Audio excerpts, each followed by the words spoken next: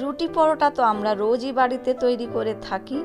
তো রুটি পরোটা কিভাবে নরম থাকবে ঠান্ডা হয়ে গেলেও, সেই টিপস এবং ট্রিক্স সহ আমি এই ভিডিওটি আপনাদের সঙ্গে শেয়ার করলাম। দেখে নেওয়া যাক আমার আজকের এই সহজ পদ্ধতির রুটি বা পরোটার রেসিপি। আমি এখানে আমার পরিমাণ মতো আটা নিয়েছি এবং এখানে আমি দিয়ে দিলাম স্বাদ মতো নুন দিয়ে ভালো করে আটার সঙ্গে মিশিয়ে নিলাম। মিশিয়ে নেওয়ার পর আমি খুব সামান্য জল দিয়ে একটা স্মুথ ডো তৈরি করব। জলটা কিন্তু একবারেই দিয়ে দেব না, একটু একটু করে হাতের মধ্যে নিয়ে এরকমভাবে মেখে নেব আটাটা। আমি আটা মাখাটা কিন্তু কোনো রকম স্কিপ না করেই আপনাদের সঙ্গে আটা মাখাটা শেয়ার করলাম, কারণ আটা মাখার কাছেই লুকিয়ে আছে রুটি পরোটা নরম থাকার রহস্য। এরকমভাবে যদি আটাটা মাখেন তাহলে দেখবেন রুটি ফুলবে ফুটবলের মতো, আর পরোটাও ফুলবে। আমি যেরকমভাবে আপনাদেরকে আটা মেখে দেখাচ্ছি ঠিক সেরকমভাবেই কিন্তু আটাটা মাখতে হবে। দেখুন আমি খুব সামান্য জল দিয়ে কিন্তু আটা মাখছি এবং হাতের তালু জোর দিয়ে একটু আমি আটাটা মেখে নিচ্ছি। মিনিট 10 মতো আমি আটাটা এরকমভাবেই মাখবো, যাতে আটাটা মাখতে মাখতে আমরা বুঝতে পারবো কতটা স্মুথ হয়েছে।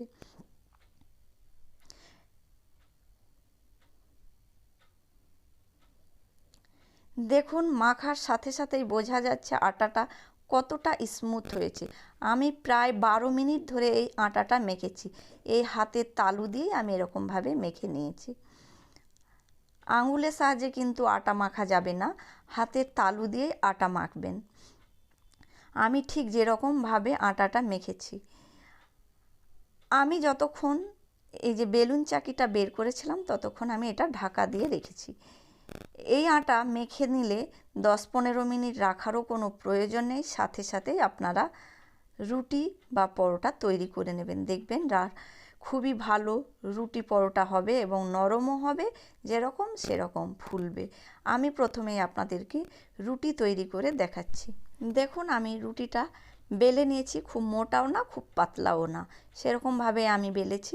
একটা তাওয়া গরম হতে দিয়েছিলাম, যে তাওয়ায় আমি রুটি সেঁকি সেই তাওয়াটা গরম হতে দিয়েছিলাম। তাওয়া ভালো মতন গরম হলে তারপর বেলে রাখা রুটি আমি এর মধ্যে দিয়ে দিয়েছি। হাত দিয়ে বা খুন্তি দিয়ে আপনারা এরকমভাবে একটু রুটিটা ঘুরিয়ে নেবেন।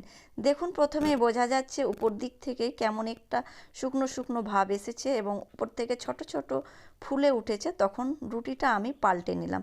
দু পিঠ হালকাভাবে পাল্টে নিয়ে দেখুন রুটিটা নিজে নিজেই ফুলে উঠছে, কেমন কোনো নেটের সাহায্য ছাড়াই। তাওয়াতেই রুটিটা কত সুন্দর ফুলে উঠেছে। দেখুন রুটিটা একদম ফুলে উঠেছে, দুদিকে আমি একই রকমভাবে সেঁকে নিয়েছি। এরপর আমি পরোটা করব। পরোটার জন্য আমি লেচি কেটে নিচ্ছি।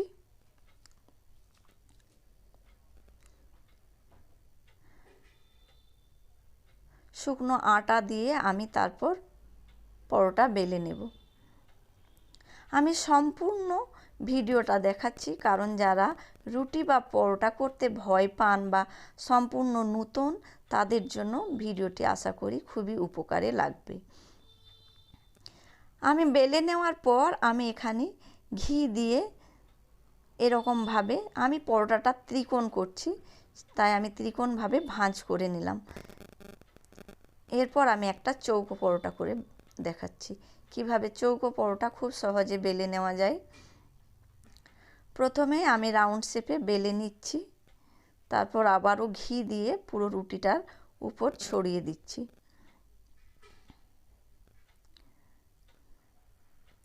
ভাঁজ করার সময় আরও একটু ঘি আমি এর মধ্যে দিয়ে দিলাম। আপনারা চাইলে সাদা তেলও দিতে পারেন। এটা হলো চৌকো শেপের পরোটা।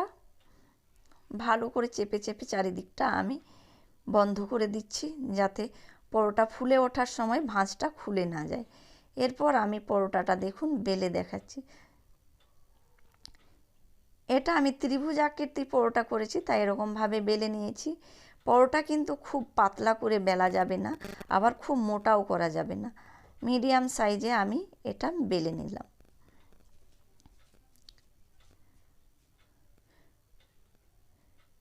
এরপর আমি চৌকো পরোটাটাও বেলে নিচ্ছি। চৌকো পরোটা বেলার নিয়ম হচ্ছে চারিদিকটা সমানভাবে বেলে নেওয়া। কোণগুলো প্রথমেই বেলে নেব, তারপর সাইডগুলো বেলে নেব, তাহলে দেখা যাবে সব দিকটাই ভালো করে বেলা হয়েছে। অনেক সময় দেখা যায় একদিক মোটা একদিক পাতলা হয়ে যায়। শুকনো তাওয়ার মধ্যেই আমি কিন্তু এটা প্রথমেই সেঁকে নিচ্ছি।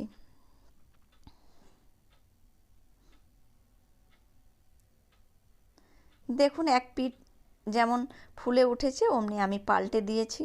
দেখুন পরোটাও ঠিক রুটির মতোই ফুলে উঠছে। ভালো মতো করে আমি রুটির মতোই সেঁকে নিচ্ছি। তারপর ঘি দিয়ে এটা ভালো করে সেঁকে নেব, ব্রাউন করে ভেজে নেব, যেমন সাধারণত আমরা পরোটা ভেজে থাকি।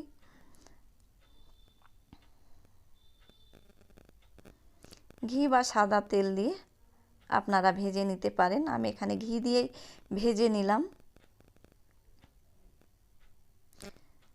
সব পরোটাগুলো আমি একই রকমভাবে ভেজে নিলাম। আপনারা অবশ্যই একবার এরকমভাবে পরোটা ভেজে দেখবেন। আপনাদের পরোটাও আশা করি খুবই নরম হবে। আপনারা এরকমভাবে করবেন এবং আমাকে কমেন্টে জানাতে ভুলবেন না। দেখুন, দেখেই মনে হচ্ছে পরোটাটা কত নরম হয়েছে। ঠান্ডা হয়ে গেলে একদম এরকমই নরম থাকবে এবং বাড়িতে বয়স্ক এবং বাচ্চাদের খেতে খুবই সুবিধা হবে। দেখুন পরোটাটা অনেক নরম হয়েছে। একদম ঠান্ডা জলেই কিন্তু আমি পরোটা তৈরি করেছি। গরম গরম পরোটা আমার রেডি হয়ে গেছে। আপনারা অবশ্যই এরকমভাবে বাড়িতে তৈরি করবেন আর আমাকে ফিডব্যাক জানাতে ভুলবেন না কমেন্ট বক্সে। আজকের মতো এই পর্যন্তই। ভালো থাকবেন, সুস্থ থাকবেন। অসংখ্য ধন্যবাদ।